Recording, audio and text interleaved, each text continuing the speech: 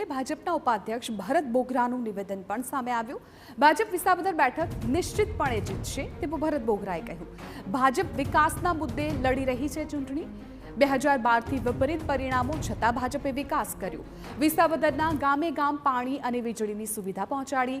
अन्यायનો ભોગ બનેલા ખેડૂતોને ભાજપ ન્યાય અપાવશે। આપ અને ગોપાલ ઇટાલિયા પર ભરત બોગરાએ પ્રહાર કર્યા। ઇટાલિયાએ વરાછા અને કતારગામની શું હાલત કરી તે બધા જાણે છે। દિલ્હીમાં આમ આદમી પાર્ટીએ કંઈ નથી કર્યું। વિસાવદરમાં પેટા ચૂંટણીને લઈને પ્રચાર પૂરજોશમાં ચાલી રહ્યો છે। મારી સાથે ભાજપના પ્રદેશ ઉપાધ્યક્ષ ભરતભાઈ બોગરા છે। આપણે તેની સાથે વાત કરીશું। ભરતભાઈ, પ્રચાર પૂરજોશમાં ચાલી રહ્યો છે, હવે ગણતરીના દિવસો બાકી છે, કયા પ્રકારનો માહોલ જોઈ રહ્યા છો, શું સ્થિતિ જોઈ રહ્યા છો વિસાવદરમાં? વિસાવદરમાં સમગ્ર પંથકના ખેડૂતો સાથે છેલ્લા 8 દિવસથી અમે ગામોગામ પ્રવાસ કરીને જઈ રહ્યા છીએ। ખેડૂતોની વચ્ચે અમે ભારતીય જનતા પાર્ટીના વિકાસના મુદ્દાઓને મૂક્યા છે। 100% વિસાવદરની જનતા અને વિસાવદરના ખેડૂતો ભારતીય જનતા પાર્ટીને જબરદસ્ત બહુમતીથી જીતાડશે। ગ્રામ્ય વિસ્તારમાં ખેડૂતોના જે મુદ્દા છે, સહકારી મંડળીમાં કૌભાંડના આક્ષેપો ત્યાં છે, પૂરતા પ્રમાણમાં ખાતર નથી મળી રહ્યું એ તે છે, ઇકો સેન્સિટિવ ઝોનને લઈને ક્યાંક ખેડૂતોમાં નારાજગી છે, આ તમામ મુદ્દાઓ છે। શું માનો છો કે અને એને લઈને જે આમ આદમી પાર્ટીઓ કે કોંગ્રેસો એ પ્રચાર કરી રહ્યા છે? આપણે જે મંડળીના ભ્રષ્ટાચારની વાત કરી, હું સ્પષ્ટ કહીશ કે કિરીટભાઈ પટેલ 2022માં ચેરમેન બન્યા। એમણે ચેરમેન બન્યો ત્યારે જુનાગઢ ડિસ્ટ્રિક્ટ કોઓપરેટિવ બેંક નુકસાની કરતી હતી। એમણે એક મંડળીનું ઓડિટ કરાવ્યું।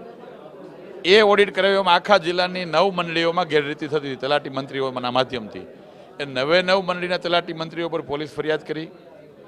9 મંડળીની અંદરથી કેટલું ખોટું થયું છે એ બહાર કાઢ્યું અને આખા જિલ્લાની અંદર પ્રમાણિકતાથી વહીવટ ચાલુ કરાવ્યો। આ ગયા વર્ષે જુનાગઢ જિલ્લા બેંકનો નફો 45 કરોડનો થયો છે અને એક ખેડૂતો જે નિર્દોષ ખેડૂતો સાથે અન્યાય થયો છે એને કેવી રીતે મદદ કરી શકાય એના માટે પણ બેંકનું બોર્ડ અને બેંકની ટીમ વિચારણા કરે છે અને આવનારા દિવસોમાં 100% જે ખેડૂતો સાથે છેતરપિંડી થઈ છે, જે ખેડૂતોની સાથે અન્યાય કર્યું છે, જે દોષિતો છે એને તો સજા મળશે જ, પણ જેમને અન્યાય થયો છે એને ન્યાય અપાવવાનું કામ પણ ભારતીય જનતા પાર્ટી કરશે। આમ આદમી પાર્ટી ગોપાલ ઇટાલીએ કેટલા પડકારજનક, કારણ કે એ તો બહુ લાંબા સમયથી ત્યાં પ્રચાર કરી રહ્યા છે, ગામડે ગામડે ફરી રહ્યા છે, વિડીયો એના આવી રહ્યા છે, શું કહેશો?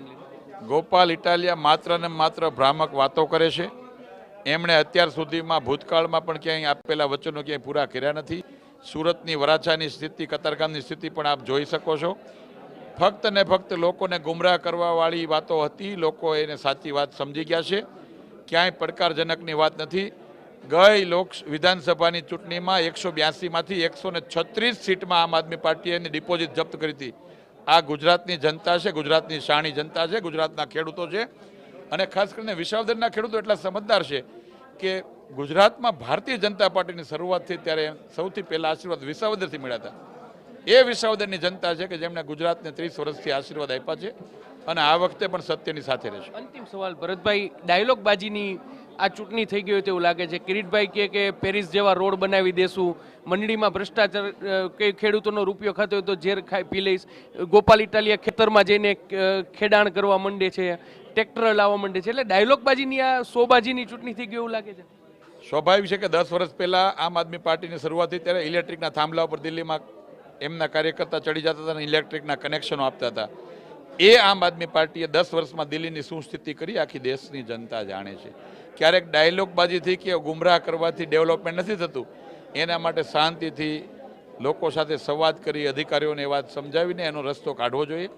ભારતીય જનતા પાર્ટી એમના વિકાસ મોડલને, એમને ખેડૂતો માટેના નિર્ણયો જે આટલા વર્ષમાં લીધા છે ખેડૂતોની વચ્ચે છે।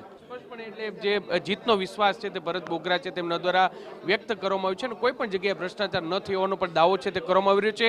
2012થી આ સીટ છે તે ભાજપ માટે પડકારજનક છે, પરંતુ આ પડકાર છે તેને ભાજપ છે તે પહોંચી વળશે તેવો દાવો કરવામાં આવી રહ્યો છે।